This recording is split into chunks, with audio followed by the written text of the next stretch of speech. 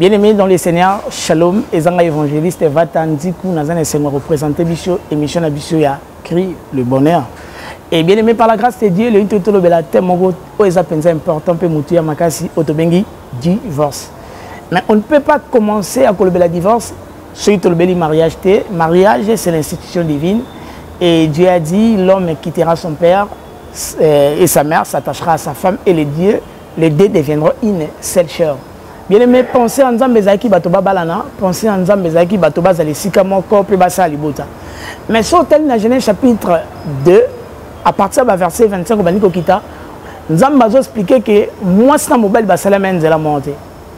Mobali a Kelami, a Bandi Kosala Moussala Nzamba Pesaki, il a eu le temps, il a opé Sabakomona Banyama, il a eu le temps de cultiver. Mais après, Dieu a dit il n'est pas bon que l'homme soit seul. C'est par l'annétant mobile à la ici un esprit de responsabilité. Quand l'homme a développé une maturité, c'est par l'anné Nzamba Pessi moi aussi. Et l'incoloba Nzambe appelle à l'inga qui était mobile à comme la sagesse, intelligence, la compétence moko songolo pakala pour que si mananga moi aussi. Après avoir dirigé, après avoir tout créé, Nena Sima Nzambe a écopé ça mobile moi aussi. C'est très important. Mais belé to zongote na vie sur notre qualité, sur notre comité parce que le mariage c'est une affaire de grand. Raison pour laquelle il est écrit ne réveille pas l'amour avant la veille parce que l'ibala est dans la réalité belé au Seigneur toeba. Mais bato belé bakanisaka divorce c'est une séparation non, mais divorce c'est une division. Bien aimé tous autant dans ma commune en Zambie dans le livre de Matthieu chapitre 19 versets 5 à 6 je lis au nom de Jésus et qui dit c'est pourquoi l'homme quittera son père et sa mère et s'attachera à sa femme et les deux deviendront une seule chair. Ainsi ils ne sont plus deux mais ils sont une chair, une seule chair que l'homme donc ne sépare pas ce que Dieu a joint. Bien aimé, divorce et la séparation, mais divorce et la division. La séparation est divine, mais la division est satanique.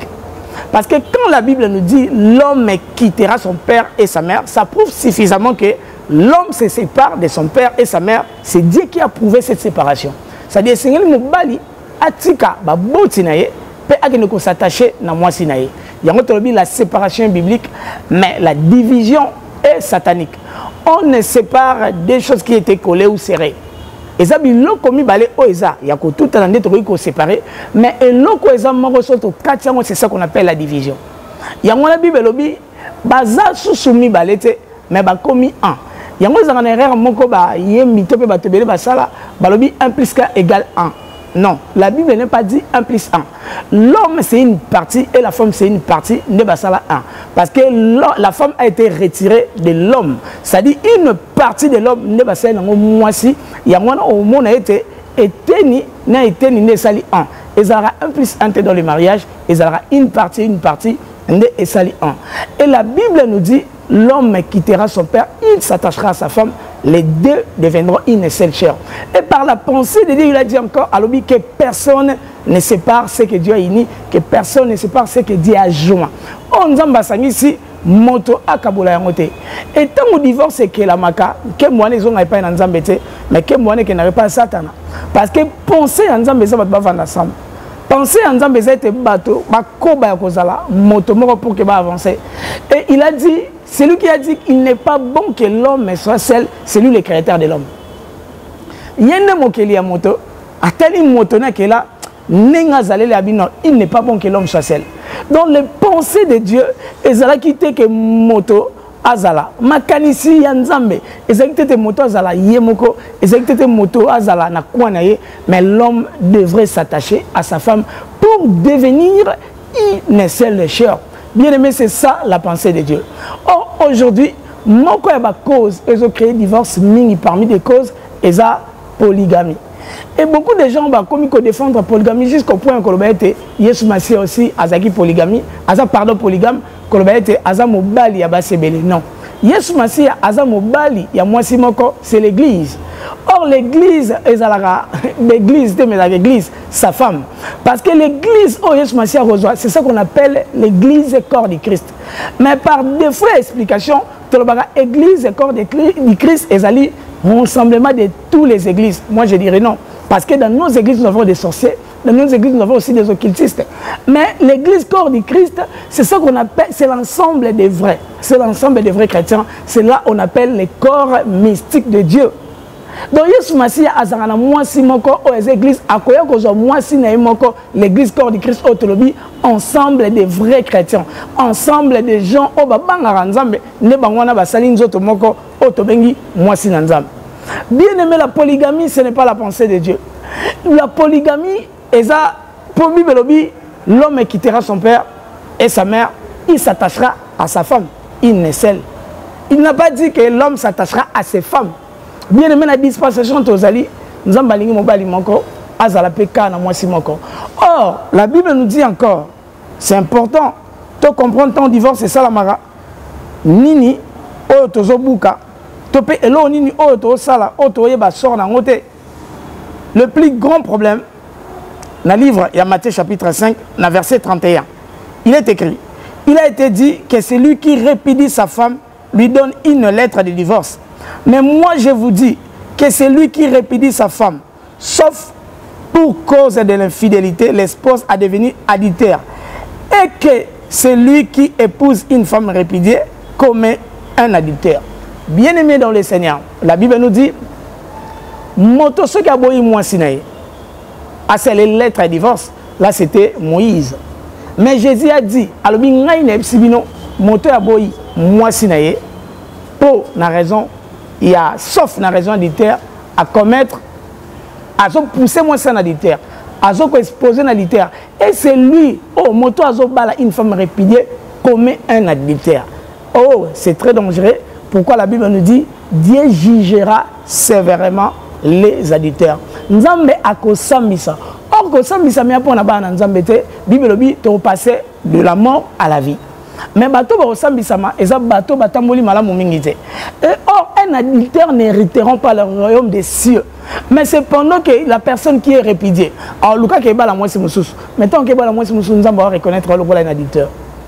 Moi ce poboy tant que quelque bala à reconnaître un adultère. C'est pendant que ça par le lien il y a mariage, les rapport sexuel et ça sous adultérité. Bien aimé dans le Seigneur, il est temps de réparer nos mariages. Ce qui est problème, bien aimé, si ton problème est lié à la morale, bien aimé, réfléchis. Mais si ton problème est lié à je peux dire, la spiritualité, bien aimé, tu es censé et au fou comme appelle parce que Dieu est capable, comme il est écrit, rien n'est impossible à Dieu, il est capable de réparer l'ibala ou ekomingai. Il est capable de kozong sabolingo na motema o bolingo esilaki. Il est capable. Il y a bien aimé tous la censé que moi discussion mukena katanda ko na kangablo na okende. Bien aimé sur ebe déjà ko kangablo no pokende wa ko ani. Mais mettons au côté na katsa libala. Yeba ete oye potikala, oye po vanda, oye po tonga. Divorce et pesi le kuma pe na nzambe te. Et moi na nzambe ne so abundaka po lobi nango. Tu peux na souka ya makambo akuta na nzambe, tu auras un problème sérieux ceux qui lobby au divorcé. Et on a bien aimé, prends ton temps.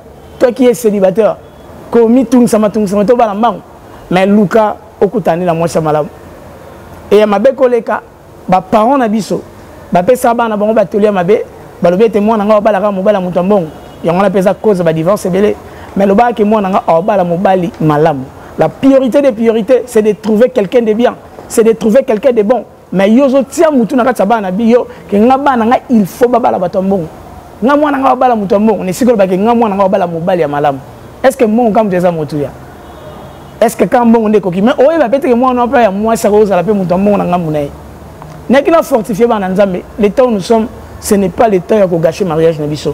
Et bela bato ba boy mi bana bango surtout na bato bazana poto pour le biabi ka bandozo mbongo bana. Ozo buka mobeko nzambe à cause d'argent. Ozobuka pensée divine pour que yo se placa na mongo bafuta na bana o peto yo karasi na ba 18 ans monsieur aussi là non bien aimé mariage nous a motu ya ko le gambo moi ça roza na mongo mazara toujours na besoin mobile et bible lobi mi balé eleki malam mais ko lingate oko na mutambo lobi oko ma divorcer o bible zo reconnaître le rôle adultère celui lobi ko le kamobali mususu na ningi na encourager bato se ba se séparer ki o bazo landa vidéo o mobile na ko za mabe mais Nzambe a bon la ramité. Moi c'est pas un problème, mais Nzambe a fait sa solution au problème. Il est temps de réparer. Il est temps de pardonner. Pourquoi? Bible Biboye. Marie, aimez vos femmes comme Christ a aimé l'église. Moi, si mon balilinga, moi, si nayo, n'engue ma si alinga l'église, pepo na yangonda koufela. Cela prouve suffisamment que mon bali a sa place en Zambé. Parce que la Bible dit, oh, moi, comme Christ a aimé l'église. Et la Bible nous dit, femmes, soyez soumises. Cela prouve que moi, si a joué l'église. L'église est gumba ma bolongo, collé la cara et pas en Zambé. Mais en Zambé, le roi la papa a ce parabolingo, naye et pas y a église yanaye. Bien aimé dans le Seigneur, souvent en Zambé, ça qui était moto, azalamala munakatanda konaye. Parce que même Israël, autre ben Israël, c'était que des familles. Après avoir ma famille, va comme un peuple. Et Nikoloba, na lion, il y a batomi balé, ne lobby bana babotami, ne lobby moke tondi, ne mokile komi moki. Mais pourquoi lobby to comme va divorcer? Bien aimé, il ne faut jamais penser à être divorcé. Il ne faut jamais laisser ton mariage. Bien aimé, s'il y a un problème, nous gagnons. Quelle que soit l'identité de la personne, quel que soit le problème, la Bible nous dit, rien n'est impossible à dire. Nzambe na biso aza nzambe ya makoki ya ba solution nyonso. Mais kolingate lobi obuka lola na yo, pourquoi? Parce que mon mari était méchant. Pourquoi? Parce que ma femme était ceci cela. Ni les aga réparable était. Est-ce que muto kende ko kutani sima obomali bala yenda za parfait? Tant que les autres que to biso na yebaki, ngana supporter na ka Jacques, ngana supporter na ka mami. Bien-aimé dans le Seigneur, nous avons bato balingana. Yo za divorcé, réfléchir. Est-ce que c'est trop tard pour vous bon que la moi sinon. Donc si on a raison, mais si on a raison, a raison, mais ceux qui ont la moi si nous allons reconnaître le additeur. Or, les additeurs n'hériteront pas le royaume des cieux. Selon la Bible, c'est lui qui a répudié femme, sauf n'a qu'à infidélité. Sauf n'a qu'à infidélité. Mais moi, soit commettre infidélité, tu vas bien gagner dans la Bible. Mon bali va commettre naïma kambouanate, l'obi moi ça c'est séparé naï. Est-ce que toza na quatre volonté d'âme? C'est pendant que Dieu a dit lui-même, il n'est pas bon que l'homme soit seul. Pourquoi tu dis mon bali non seul? Pourquoi tu dis na quoi naï? Pourquoi décider de divorcer? Bien aimé dans le Seigneur, Ezaki une pensée automatique sa biso était ma bana biso fait que musika. Botala ba koko ba boti biso. Ba boti biso ba boti bana 11, 10, 9 ensemble. Ti ba kabwani moko akufi. Mais or séparation, au Bible, besoin de reconnaître, c'est juste la mort. Et il est écrit, jusqu'à la mort nous sépare. Il a été dit comme ça. Donc personne ne sépare ce que Dieu a uni. Conseil à Babo Tinoé Bomelo Libalate, il y a Baninga Pe Bomelo Libalate. Et tant qu'on a engagement au côté de Libala, il y a des choses pour les meilleurs et pour les pires. Il y a des choses pour que aussi les Sango Moukolo Libala ne aussi là. Kokota na kati libala te pour que le biokende ko yana libala te loko beta moi tour, cela n'est pas la volonté de Dieu. To ya to tonga mabota na biso pe divorce et ça na ba conséquences makasi sur les enfants. Bana boza la victime ya erreur na bino. Donc ça dit ma be oyo sali na mobali na yo, fallait souka na mi balé mais victime nango bana à la limite la famille.